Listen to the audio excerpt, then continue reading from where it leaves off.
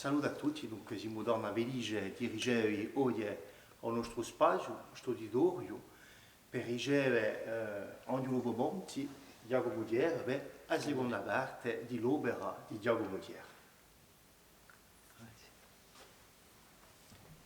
Allora Giacomo Dier, saluto a voi.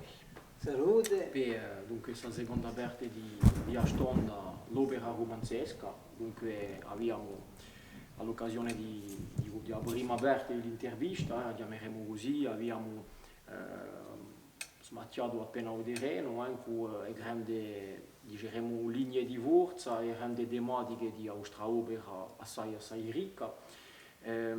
Abbiamo identificato in una maniera di scrivere, dunque penso che assai cose le abbiamo accostate, ma di sicuro mica tutto, anche perché abbiamo deciso di accostare cronologicamente la nostra pubblicazione e abbiamo firmato in corpa bastia che era dunque, insomma, ricordare il nostro terzo romanzo. Dunque, mi arriviamo sul filo cronologico, ma giusto un anno mi sono accorto che c'era una domanda che mancava, dunque mi permetto a titolo eccezionale di arrivare appena ci andare per tornare a parlare di un'opera che per me è fondamentale, la vostra opera in senso largo di Averca di Amaona, vi ha spiegato che per me era veramente un romanzo che mi aveva toccato anche a livello personale e c'è un piccolo punto dunque che non abbiamo mica accostato.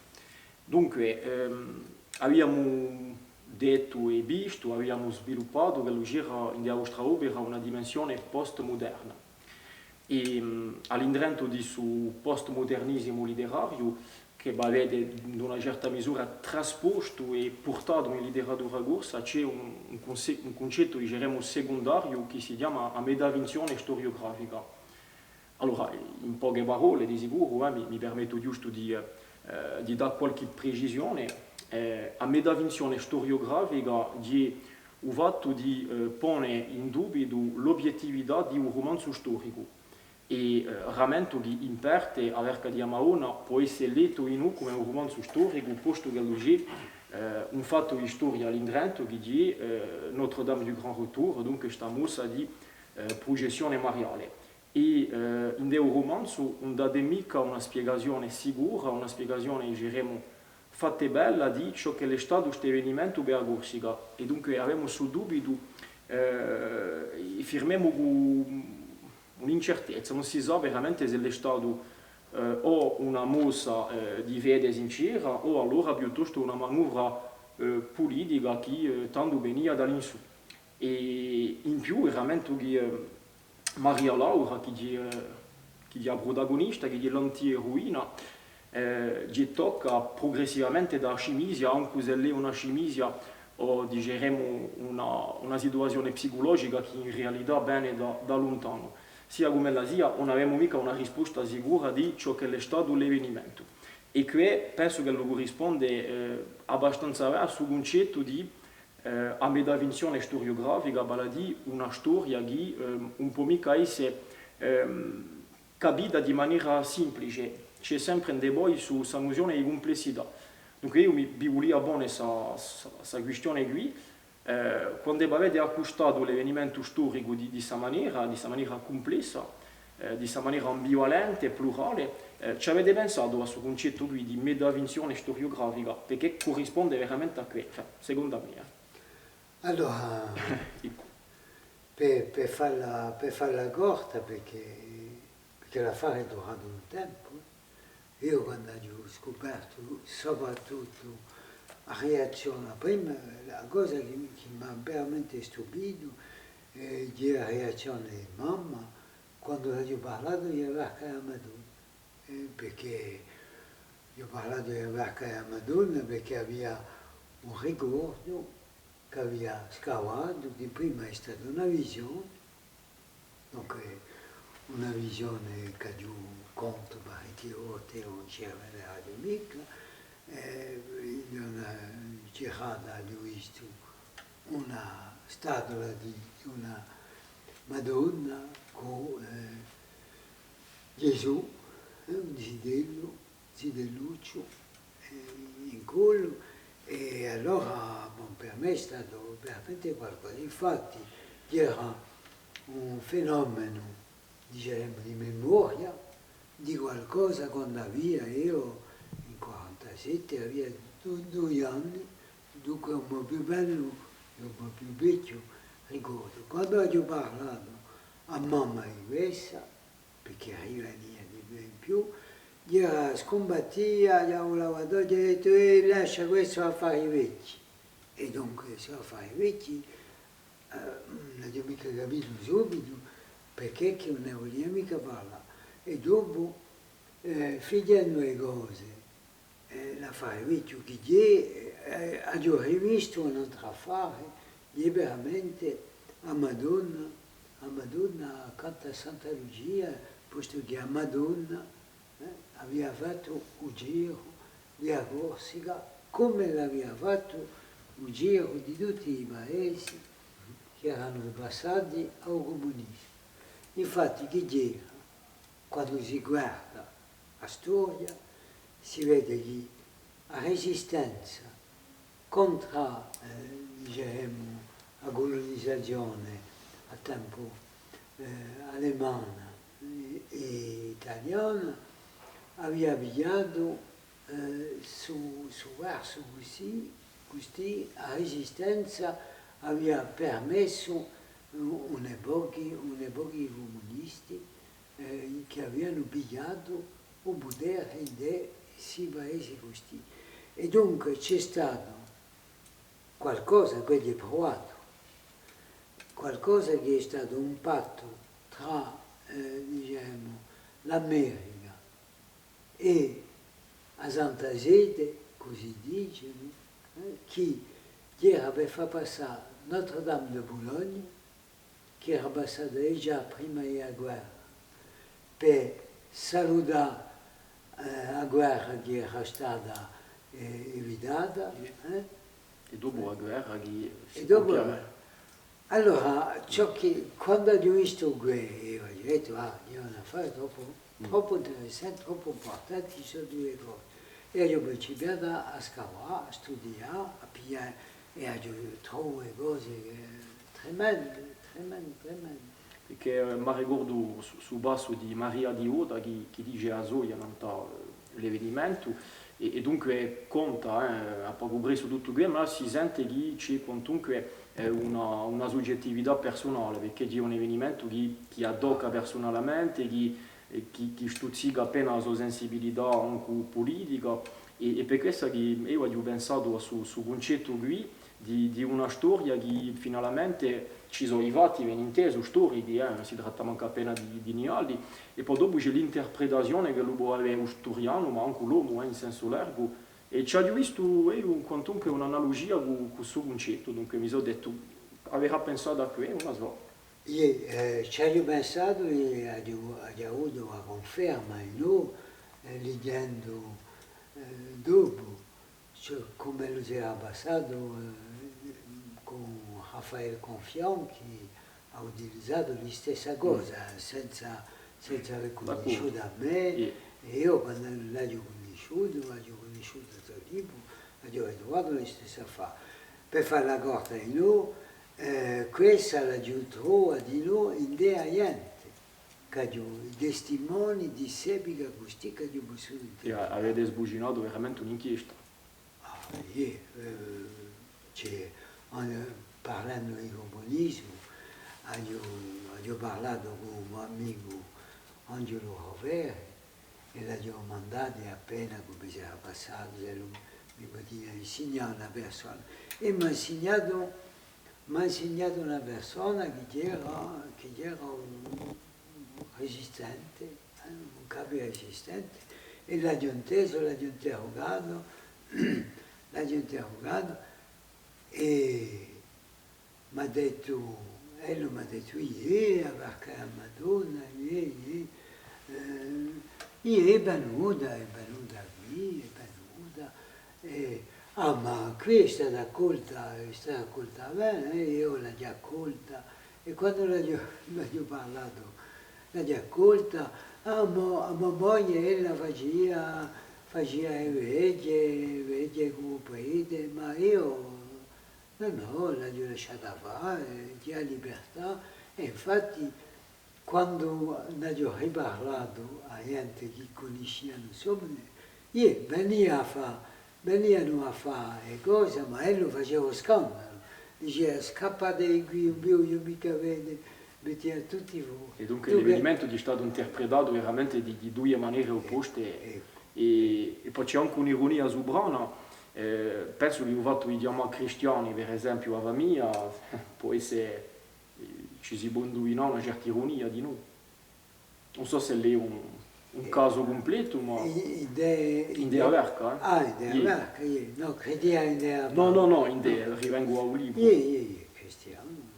D'accordo, dunque vi ringrazio per il ritorno da Redo e dunque arriviamo al nostro vilo di Austraopera. E passiamo dunque al quarto romanzo pubblicato che è Settième Ciel e che ci porta qui all'annata 2009. Allora, ritroviamo la nostra forma abituale che può praticare in tutti i vostri romanzi, vale a dire la forma polifonica, ma qui sicuramente, non dico secondo me, ma penso che è qualcosa che è abbastanza palese, a sfruttare che provate di un plurilinguismo in del Septième Ciel, si può dire che il plurilinguismo portate praticamente ai suoi punti estremi, dunque ha all'istinato appena i differenti linguaggi finalmente, perché si tratta più di linguaggio che di lingue che può praticare lungo il romanzo, ben inteso il corso, un corso dopo diremo più quotidiano, più infrancesito, un francese stavolta corsisato, certi hanno parlato di francorso, abbiamo di noi l'italiano, abbiamo un francese standard che lo parla uno dei personaggi stranieri che lo gira in un romanzo che parla dunque un francese diremo accademico, abbiamo di noi un linguaggio SMS che li si scrivono i giovani per comunicare e dunque un romanzo di un imboleggio di noi a livello linguistico e questo è veramente qualcosa che colpisce. Allora io vi voglio porre una domanda semplice sul Septième Ciel, diciamo con un titolo scherzoso ma in francese, possiamo leggere come un esercizio di stile linguistico e sociolinguistico o allora può darsi di noi come una metafora di un plurilinguismo ma anche di l'identità plurale di corsi con tutta la complessità che la può sottintende. Cosa ne dite? Io penso che tu hai ragione di interpretarlo così. Per me è un trasponimento in dell'ambiente letterario di ciò che è la vita, come noi vediamo o come noi abitiamo. Come noi vediamo tutti i giorni e come noi abitiamo quando vogliamo fare, mettiamo scienze o spesso letteratura. Che è che quando si parla di scienza e la lingua, sempre subito un elemento che è l'applicazione in delle scienze di un oggetto che è plurale, quale la sia la scienza. E questo dipendimmo forse ne parlavamo prima anche, di ciò che si chiama lo scientismo, bene di la creazione di un sapere che è detto non solo universale, ma anche immortale, quasi, un sapere scientifico, un sapere definitivo. Invece che la vita di tutti i giorni ci dice che la vita è un mischio. Ed è per questo che io l'ho capita quando sono passato, diciamo, da uno studio di una lingua a uno studio di un linguaggio. Il linguaggio si vede che è una variatezza di possibilità. E con rispetto a manca appena enorme, stabilite finalmente. D'altronde non c'è che da vedere oggi per lingue che sono state veramente rettificate, normalizzate, relativizzate sino a un punto ultimo. Si vedeva che oggi c'è una difficoltà, e d'altronde mi domando come li facciano i professori per tenere conto della normatività dell'Accademia francese, di vedere la realtà di ciò che si passa, la realtà della lingua, non solo come la è, ma la realtà della lingua come l'è accettata, admettiamo, da un'epoca dai stati ministeriali che sono andati a permesso un'epoca fa. Non so, c'è un'epoca esempio che si potrebbe citare, in dove ci sono le parole che si scrivono in parecchi modi. Non c'è che da guardare, mettiamo a fare gli accenti, che erano una regola tremenda e che ora puoi mettere due punti, puoi mettere un tremmato. D'altronde mi ricordo c'è un personaggio che dice appena puntiglioso quanto alle questioni linguistiche in de savio perché è una specie di huis clos infatti, si passa tutto in della via. Ed è per questo che lo si passa in una via, perché vuole dire che non è mica una specie di gomming, vuole dire che non è mica la realtà che noi chiamiamo realtà non è mica la vera è quasi. D'accordo, a qui non l'avevo mica anticipato, dunque torna un'ironia appena Ma subdolata quando l'avione e atterriscerà, tanto vabbè. ne sapremo di più, o no?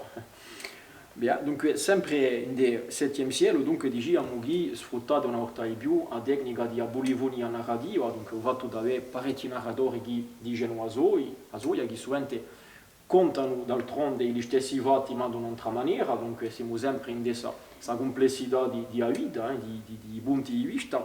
Abbiamo dunque narratori che sono molteplici e che sovente sono cerchi a difetti, sono cerchi a contraddizione. E ciò che si passa per il lettore è che il lettore deve finalmente identificare le contraddizioni, non c'è mai una voce che ci dice no, si sbaglia, ce la pensa così o così.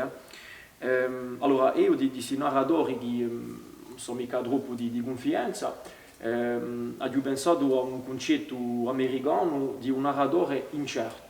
Chiamato così un narratore incerto. Allora se non guardiamo appena la nostra pubblicazione precedente, dunque abbiamo parlato già di Maria Laura che ha uno stato psicologico appena tribolato, c'è di un Brancasio della Fontana Altia che è piuttosto un prodotto di avere l'identità e che passa il tempo a giustificare i suoi finalmente. A noi siamo così, punto e basta. Dunque un altro, ma stavolta una pluralità di narratori incerti, dunque in questo vicolo, in questa via di settième cielo. Dunque io mi sono posto una questione, ma in parte ci avete già risposto. Dunque sul fatto di lasciare l'uomo di fronte all'incertezza, di fronte alla varzità proprio, e la complessità della vita. Penso che questa parola complessità è una parola che definisce veramente la vostra scrittura. Non sarà qui avere occasione di letteratura? O una di occasione in tutti i casi? Per conto mio, una cosa che ho scoperto che mi ha portato a scrivere, così non scriveva mica. E questa l'ho scoperta nell'opera di Dalcedo, perché se lo si piglia l'opera di Dalcedo si vede in prima il plurilinguismo, posto che ha fatto solo due romanzi in lingua corsa, Pesciambilla e Filità di Filimone. E quando si vede la differenza che c'è tra uno e l'altro, la differenza di costruzione, la differenza di lingua, si capisce tutto. Filità di Filimona è stato scritto in parecchie volte. E tra un capitolo e l'altro spesso c'è parecchi mesi di edizione, parecchi mesi, certe volte ci sono annate.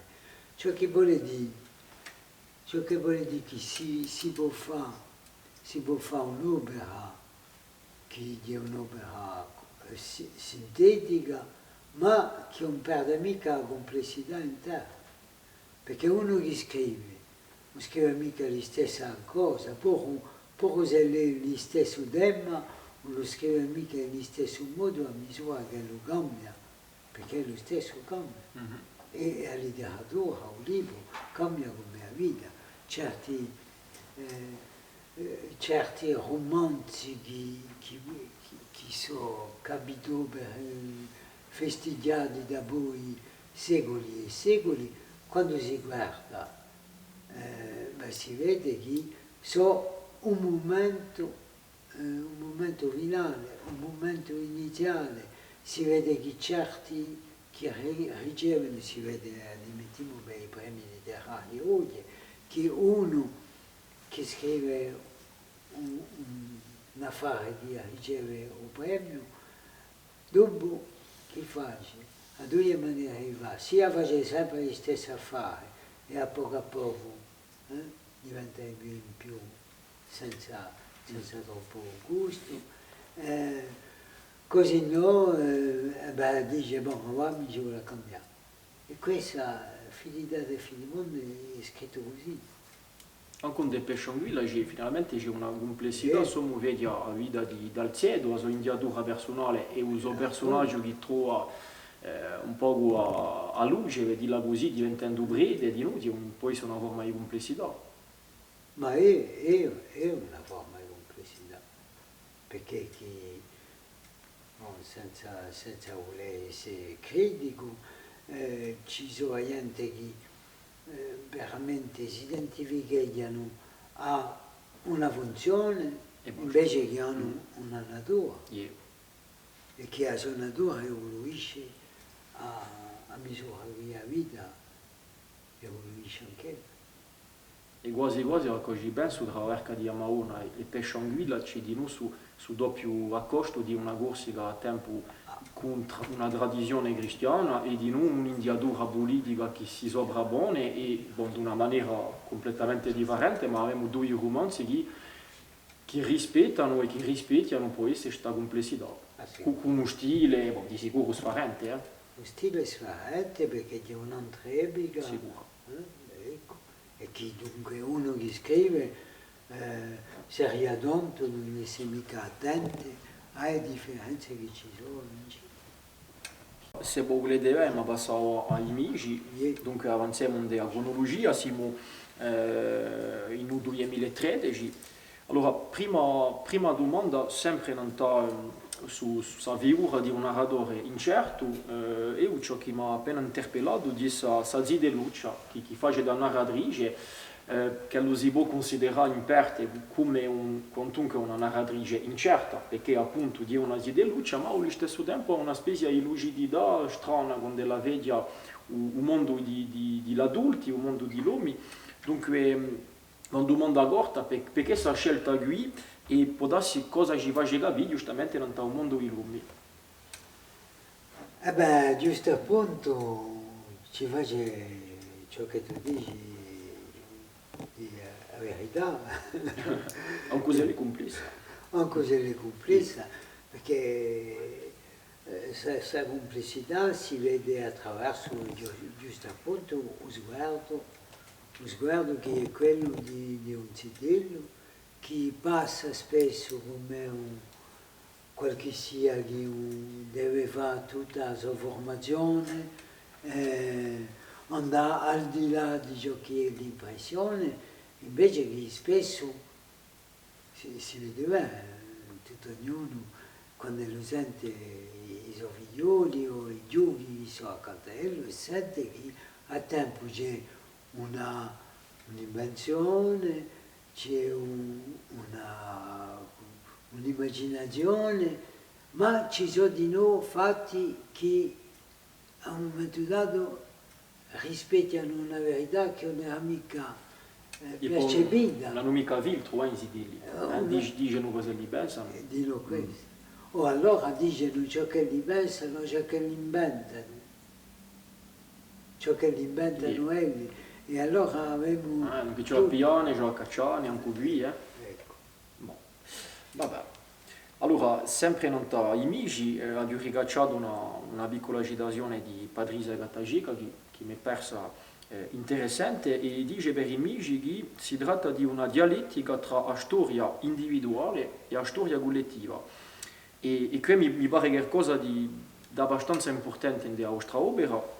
Abbiamo di nuovo letto questa citazione di Pasquale Ottavi per Verca di Amaona che ci parlava di una gestula individuale forse medonimica di una coscienza collettiva mugata, quella di un popolo corso. Dunque, Giacomo Diera, io mi sono domandato se in poi se era vero che in particolare porta sempre, o se non è sempre di spesso, verso il generale, o se non firmiamo piuttosto a un livello sia di un salvatoio individuale, sia al contrario di qualcosa che sarebbe anche di più largo, al di là di agorsica, e che toccherebbe può darsi l'uomo in senso assai largo. Dunque poi si dà consento questa dimensione appena medonimica, appena collettiva, per dirla così, di vostri personaggi. Perché anche qui ci sono parecchie letture possibili. No, ma penso d'altronde che ciò che è un popolo corso è un popolo, ma una mica differenza maggiore con l'umanità. Se è un vero popolo, è umano, è cristiano, ma cristiano come le dice lui, mica solo cristiano di Chiesa cristiana. Capisco. E dunque questa mi si pare a me, quando sento un discorso, che lo sia un discorso politico in generale, che lo sia un discorso di quello che si vuole fare ballet, è un discorso che conosce che un aspetto della realtà, non è mica un discorso reale, un discorso che è fatto apposta per serve un'idea. E questo a tempo che ci vuole accettarlo, di sicuro ci vuole mica essere vittima di mancanze e anche di maniera di schizare la realtà, che è complessa. È vero che quando siamo in solo un discorso politico, a voler siamo in dell'ideologia. L'ideologia, sia l'ideologia assunta e utilizzata per il servizio di asoidea, sia quella che è, diciamo, un confronto, a linea di confronto tra le poche idee. Dunque, c'è mica essere vittima di questo, cioè avere un spirito critico anche in questo discorso così. Cioè mica pigliare un discorso dell'ideologia per la verità.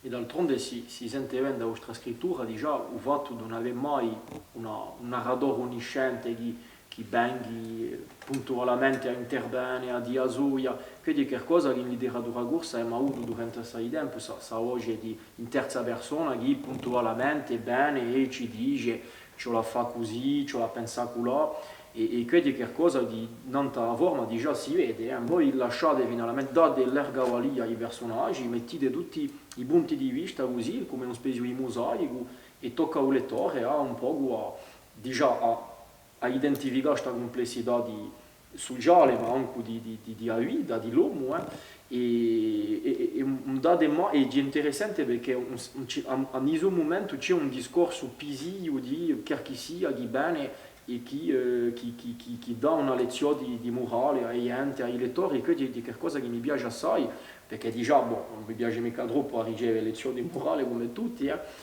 so appena disterto, ma a tempo di così la vita finalmente. Di un fatto di avere una pluralità di idee e la vostra letteratura a me mi piace per parecchi lati, per parecchi motivi, ma su questo aspetto qui di essere un specchio di complessità non aveva mica questa dimensione morale o moralista che l'ha avuto, il letteratura corsa ha aumentato di sua storia per motivi che lo si potrebbe analizzare, ma che è qualcosa che non esiste mica in poi e io dico veramente qualcosa che mi incanta, che mi ha incantato e per questo che ho proposto un'epoca di paragoni con letterature come un modernismo, un postmodernismo, perché anche le sono letterature di complessità, di pluralità, sono letterature che de volte ci lasciano in uno stato di frustrazione perché quando voi sortite di lettura non avete mica certezze, ma può darsi che la vita è così.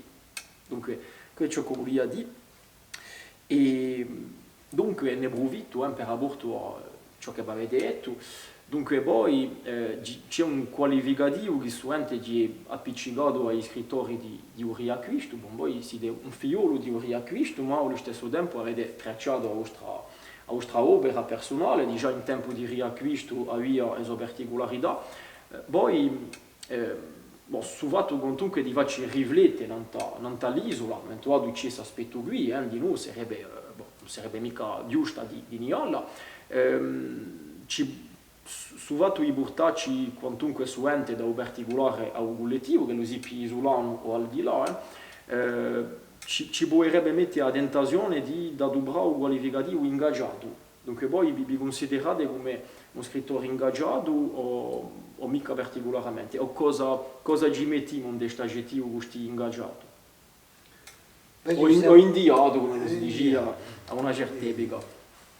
Dell'indiatura io ci metto questo, giusto appunto un aspetto fondamentale per me di un'indiatura positiva, è quella che sta mica non da un punto stretto di un presente, di un passato o di là bene assimilato a un'idea, ma giusto appunto a continuità, e la continuità si può, secondo me, a continuità in del tempo, non si può mica mettere sono mica un presente complesso. E di al contrario, io famoso a Granco che quando si ritrova di aver di Amauna, e in altri romanzi mi pare di no, che provoca un malessere d'altronde, anche psicologico, personale. Quando lo si guarda oggi, perché io stesso sono stato vittima di questo. Questo lo sappiamo. Sono stato vittima a fine, diciamo, di gioventù. Io sono stato, ho organizzato, aveva 13 anni o 14 anni, non so più, ho organizzato a parte di un liceo di Bastia, ho organizzato una manifestazione in Bastia con 2 o 3 compagni, perché? Perché c'eravamo per oculismo, diciamo, che dopo ha dato una rivolta paracadutista contro la Francia. E quella è l'OS. Dunque, quando ho capito sa fare così e che l'ho vista attraverso un'epoca di complessità, mi sono detto come che a Madagascar in questa trappola. E dunque, senza volerla, ho scoperto in letteratura che era un campo d'esercizio, diremmo anche di critico di natura, ho scoperto un'epoca fa, e in particolare dal Cedo di nuovo, dal Cedo, se vogliate, e quando ho scoperto dal Cedo, mi è parso di scoprire la vita. Allora, sempre nel romanzo I Migi c'è un passo che è assai forte, di una lettura personale di sicuro, è sul momento di suicidio di un cugino Lulu. Allora, Bon, è una storia della storia che mi passa appena l'illustrazione di un nostro concetto di vola identitaria o di vola identità.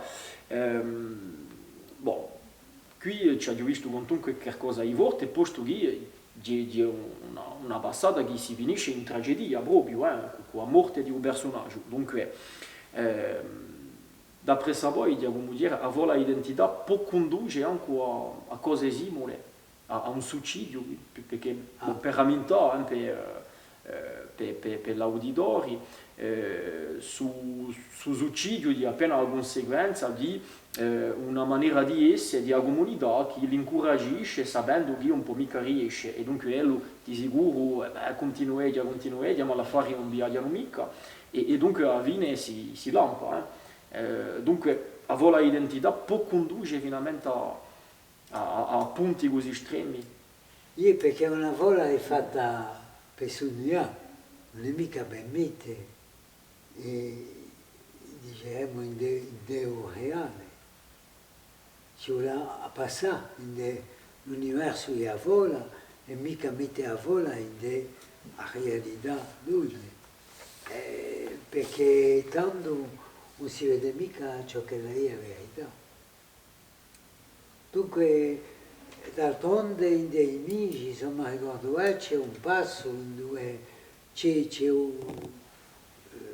Lulu che si domba, ma c'è di nuovo un passo in dove quel che si domba lampendosi per vista. E c'è di nuovo un passo che questo l'ho vissuto io, quando ero Zidello, in Amogorte, nella Corniscia, nei amici, stavamo a quinto piano e c'erano delle razze con il gabinetto, c'erano vecchie cose che erano ogni tanto arrivate e tutto dava in da Gorte. E per questo che a Gorte per me è stato sempre un mondo, un universo così piatto in più, perché a Gorte c'è tra parecchi casali, dunque tra parecchi mondi, e in Bastia attraversa borghese e poi dopo altre cose come Napoleone, che so che Ruggi meno borghesi. E Giargidello io quando è cascato da una razza così, è cascato un lavoratore arabo, è cascato in Diago. E ne abbiamo parlato in prima stonda. Ne abbiamo parlato. Dunque c'è di nuovo personale che c'entra su basso qui. Al di là di vola identità che c'entra di nuovo, penso, ma dunque una tragedia finale tremenda. E giusto appunto ne abbiamo parlato di noi l'altra volta. Su basso qui mi ricordo che all'anno meglio l'aveva appiccicato un famoso disincanto che l'ha un po' teorizzato lui stesso, vale a dire questa mossa contemporanea di scrittura dopo gli anni 2000 che parte, diremo, da Marco Biancarelli, ma sua moglie, di aver di Amaona, c'entra di nuovo tragico. E dunque tutta questa scrittura odinca con i Biancarelli, Jurek, Ferrari, Acquaviva, eccetera, eccetera. Dunque voi di questa mossa qui cosa ne pensate? Vi considerate voi stesso come un po' disincantato o manca appena? Se un disincanto c'è una possibilità di vedere in maniera plurale la complessità, tutto affatto in suo campo così, malgrado la morità, ed è per questo che mi piace assai a credi. E ne approfitto di dire che il disincanto è un termine che è stato un po' contestato dai autori, che certi hanno detto no, ma io scrivo di maniera giubilatoria e è vero, ma dicendo disincanto ciò che si intende è piuttosto che lo si smonta giusto appunto la semplificazione di un certo impegno che può essere, ha semplificato certe cose, che ha portato tanto, ma che aveva una visione può essere che non era mica, in tutti i casi, di corrispondia a un'epica, non è girato mica di più, ma ecco, dunque... Ma in dei parole stesse, di disincanto e l'altra di riacquisto. C'è stato un incanto. C'è un'ambiguità perché è un linguaggio stesso che noi consideriamo spesso come un riflesso esatto della realtà, e no. Se vogliamo un disincanto e che la somigliade o disenchantement francese non ha che un senso. Invece, diciamo, concetto di meglio, il disincanto, è soprattutto una volontà di un cascamica in l'incantesimo. È complicato da fare. Se parla di disenchantement. E c'entrano le due lingue. E di nuovo in riacquisto non vuole mica di riacquistare il passato, non è mica questo, di tenere sempre l'equilibrio e acquistarlo per costituire un presente, non è mica lo stesso, non è mica voltare non è mica un mantenimento.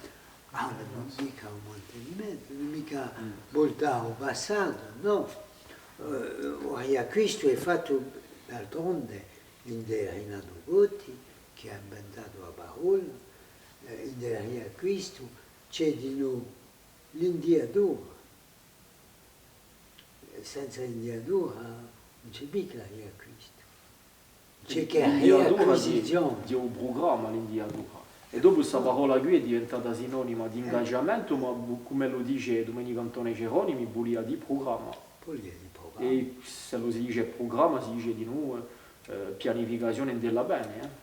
Perché c'è una dimensione che non aveva mica comunque un mantenimento. Ecco, e l'indiatura, sempre. È per questo che io vengo in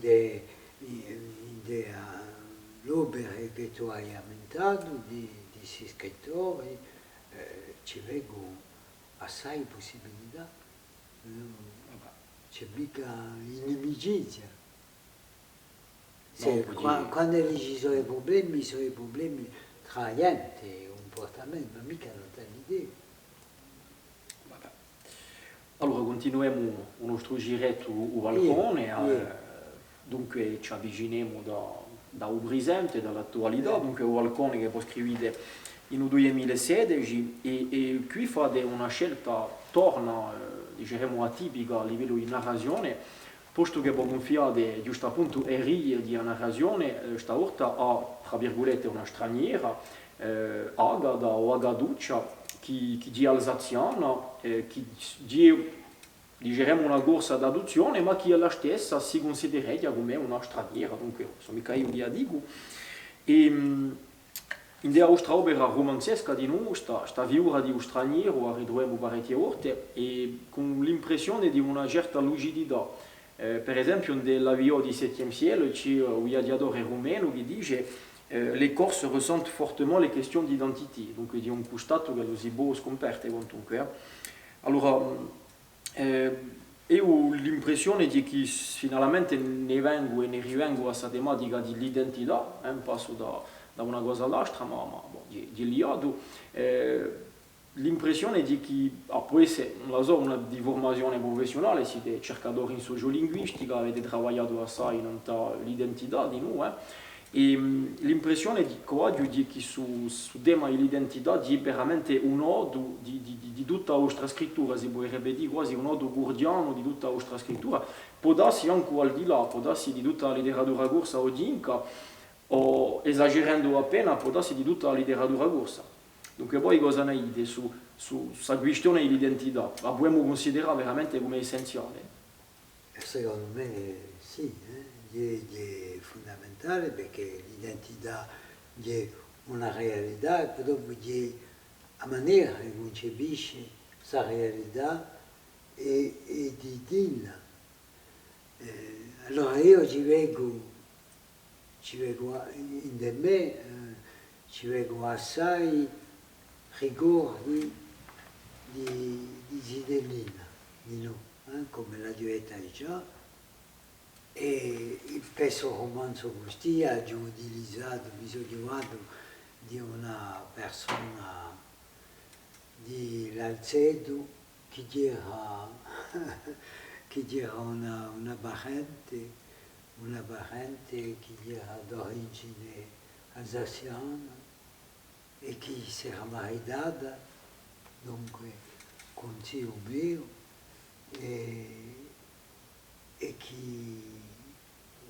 un zio era morto e ella era stata in paese sempre e allora parlava d'altronde, parlava un francese che diceva assai di sua origine, ma di no, di un tempo che l'aveva passato e di come la sua identità si esprimeva attraverso una donna.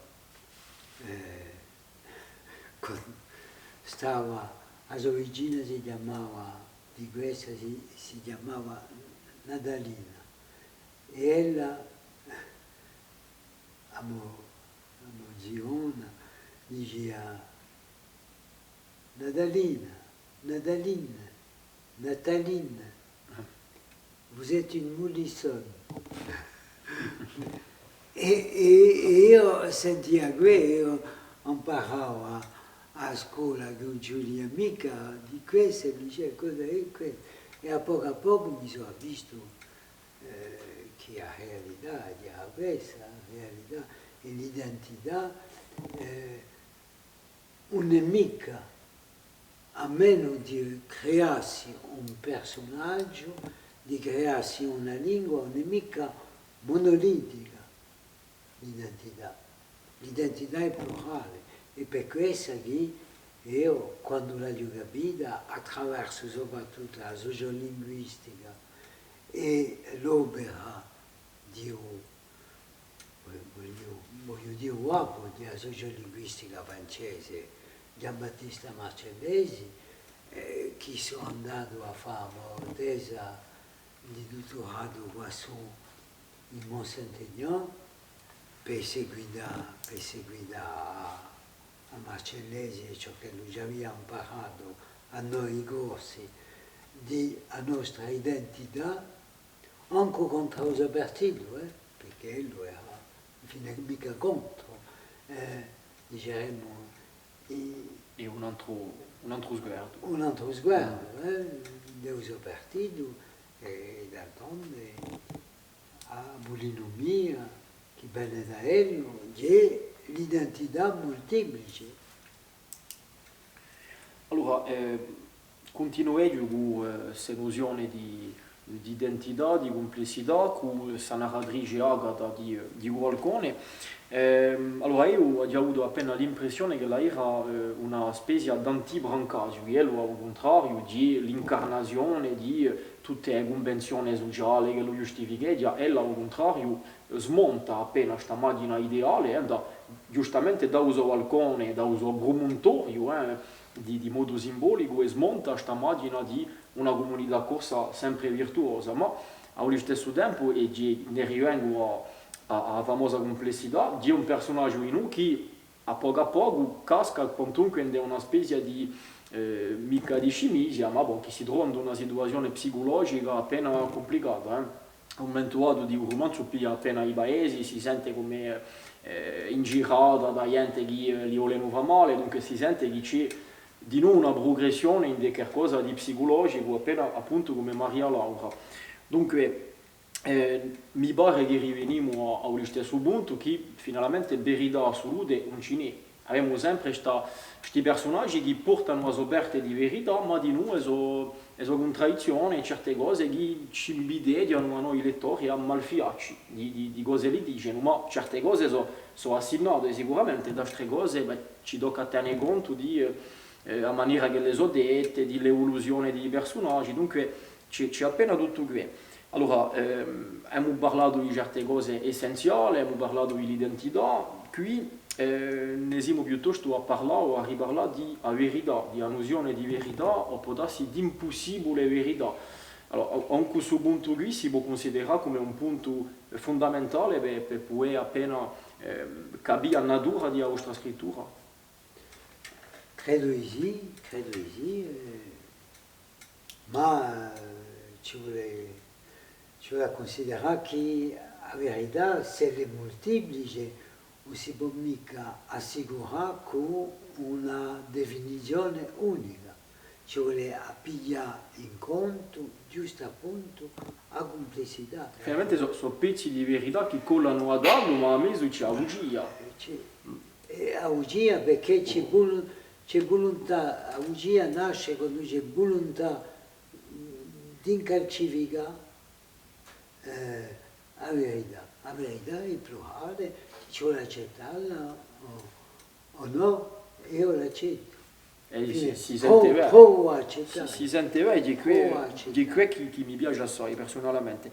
Allora, ultima domanda in furia concernendo Walcone, dopo passeremo all'ultimo romanzo.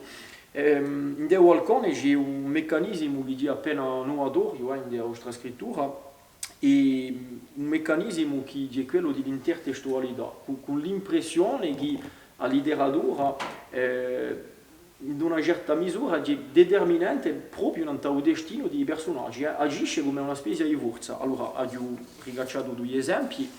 Abbiamo un personaggio di Ubidone, Ninino, che campa la sua vita messa ai libri e che dà l'impressione di passare accanto alle cose più concrete della vita. E soprattutto c'è un personaggio di Pedro Vuleone, che è un rendamore di Agatha, e ciò che lo si capisce dalla lettura, so che capito che ello infatti è perduto alle colonie da giovane, con un po' il sogno di campare la vita dell'avventuriero Vasco, che è dunque un personaggio di un romanzo che va essere scoperto di Marc Chadurne, quella via di già spiegata. Dunque io voglio una domanda appena provocatrice, può essere pericoloso il letterario.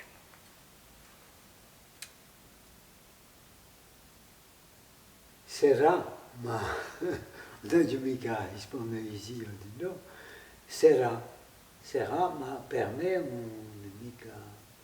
non è mica pericoloso.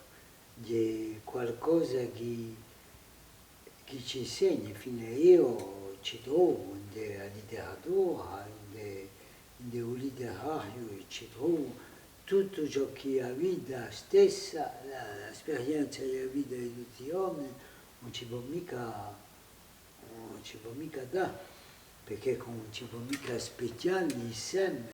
Allora, ma finito questa esplorazione, questo giro di nostra opera romanzesca con l'ultimo romanzo oggi che oggi, dopo si mai ci gerede se lo c'è qualche progetto. Dunque, quale catomba Gilac che esce, mi pare, nel 2020. Allora, in questo romanzo qui, tra i temi che sono ambientati, ce n'è uno che da presso a me spicca particolarmente, che è quello di memoria e di nostalgia che lo può intrenare, per dirla così, un eccesso di memoria. Allora, come suentende poi, abbiamo un personaggio principale che campa una specie di crisi personale, crisi identitaria, crisi psicologica, anche se lì per rapporto a Maria Laura può essere in maniera più lenta, più leggera, ma comunque ritroviamo questa nozione di crisi. Dunque, ne riveniamo a questo aspetto di noi, penso ricorrente della vostra scrittura, di sul rapporto che può avere l'uomo corso o l'uomo in generale con il suo passato. Un passato che deve essere liberato addosso, sia positivamente sia negativamente. Dunque, come va come dire per fare, è una questione larga, ma può darsi troppo, come va per fare di suo passato una forza per l'uomo, perché l'impressione è che sovente il passato arrega conseguenze negative. So che vorrei leggere i vostri romanzi per avere qualche chiave. Ce la di là. Allora, ciò che posso dire che ho passato, posso dire qualcosa che per me è un'evidenza che ripeto sempre a tal punto che mi si dice in campo familiare in particolare, ripeti sempre la stessa cosa. Io ripeto sempre ciò che penso, venerdì sarà una cosa di dama e di non fare di convinzione, di vita. Di chi il passato, perché lui sia passato, ci vuole un presente. Se non c'è mica presente, il passato ad abbiare a piacere il presente. E tanto è un problema, perché ci vuole che lui sia portato al presente, ma come una forma del passato. E per costituirci il presente ci vuole appoggiarsi in il passato, ma per vedere la bene. E fa, diciamo, un conto tra passato a bene, presente, così no, presente è un cibo. E non ci può mica essere bene, così non la bene ad essere semplicemente la proiezione del passato. E se lì la proiezione del passato, no, ci vuole che la sia una certa proiezione del passato attraverso l'identità. E l'identità sottopone, giusto appunto, non aveva mica un'identità chiusa, ma un'identità aperta, un'identità sempre in cambiamento. Se non è mica in cambiamento è finita. È finita, dunque è finito il passato, come ora mettere nel presente, e chi mi priva di la bene. E di questa, quando voi sentite in giro a voi, o che voi leggete, o che voi guardate, sentite sempre sul rammarico, la specie di dispero. Era meglio prima. Era meglio prima. È un discorso che tocca tutte le generazioni, in tutti i tempi storici, era sempre meglio prima. Perché questa c'è una verità quando si dice era sempre meglio prima. Era sempre meglio prima a condizione di mettere, di continuare, era meglio prima per certe cose.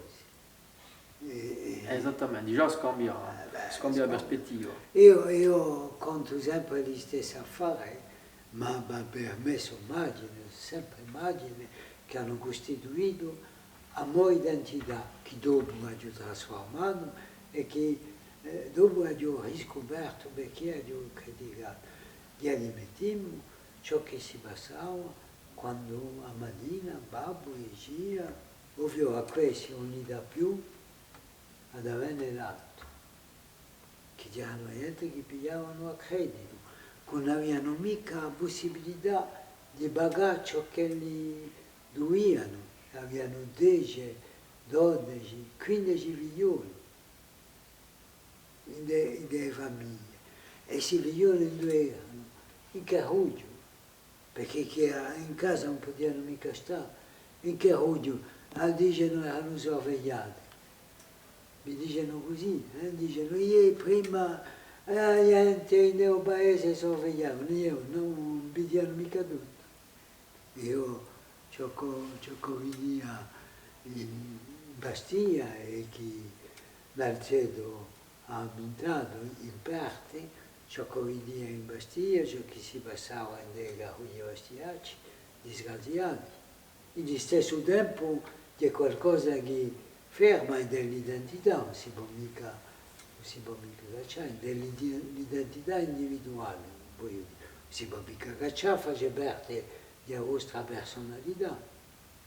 E di una percezione che può scambiare. So penso al romanzo di Jurek Sek che non sia fatto di guai, per esempio, abbiamo due nostalgie nel romanzo, abbiamo una nostalgia di uomo che è una nostalgia infrebata per motivi politici, e avevamo piuttosto la nostalgia di un zitello che a Vine pia a Zubrana, anche lui campa una grisa identità tra i più tremende, e a sua nostalgia è piuttosto quando lo ripensa a biscate che lo vegia con Gacaro. Dunque da un canto una nostalgia che arrega conseguenze negative e dall'altro una nostalgia più intima, più personale. Dunque anche qui si bende di ciò che non mettiamo in questa parola. Per questo che io vedo l'evoluzione di letteratura corsa, avevo in Dio veramente una verità. Dio una verità, io so assai, parlo di letteratura, non parlo mica io Cristo. In letteratura io vedo progressi davanti attraverso le varie generazioni. Può darsi che ci voleva appena il tempo per lasciare maturare tutto che le generazioni oggi che hanno un costo che non è più quello di prima, anche se non c'è mica tutto al contrario dall'ampagna della letteratura di prima che ci face parte di noi, può darsi ad unisce di noi tra le più belle pagine della letteratura corsa, ma è vero che a un livello di sguardo portato c'è un'evoluzione tra le generazioni e c'è sicuramente un segno di salute. Ma questa mi pare che lo vale per tutte le letterature, di noi la letteratura francese, che mettiamo l'esempio di Victor Hugo. Victor Hugo a principio ne manca appena come lui è diventato dopo essere stato santificato e veramente impistato. Allora, ultima domanda a quale Caton Gilac, la diava alla corta. L'ultimo capitolo, diremo l'excipit, avete ambientato parecchi personaggi. E parecchi personaggi che sono all'infuori della storia che avete conto. Dunque tra questi personaggi, per chiamarli così, c'è Rinaldi, c'è dunque una riverenza alla sua scrittura e si capisce che lui da vostra parte un'adesione alla modernità della sua scrittura. E c'è di noi altri personaggi che sono ambientati, in particolare un certo Marcuccio, che dunque aveva una specie di gacciata, chiameremo così, e diceva sempre, conta a me. E dunque l'idea è che infatti non si sa, è nella vita non si sa, è complesso, non si sa. Dunque a un momento apporta un po' il contenuto e di nuova forma di questo capitolo finale e io ho avuto l'impressione che per la prima volta avete, non so se è un'impressione, che avete risentito veramente il bisogno di spiegare appena di più ai vostri lettori i vili della vostra scrittura. È stata così o di un'impressione sbagliata? Perché metaforicamente io ciò che ho capito. No. Mi dispiace, ma sono obbligato a dire la verità, posto che non parlo della verità, hai capito? Ma infatti per me non è mica una costruzione, di l'utilizzazione di una cosa che di un testo andiamo zitellina sul personaggio. Esistia, venia, sì.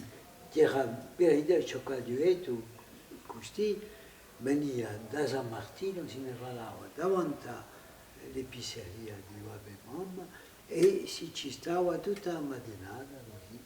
E a poco, quando gli si domandava cosa fare o semplicemente andare a bere un bicchiere, diceva no, non posso mica. E stava così perché voleva sentire le confidenze di gente che veniva, in particolare i clienti che spesso gli contavano le sue difficoltà familiari, gli domandavano cosa fare e lui diceva quanto a me, e non rispondeva mai a questo.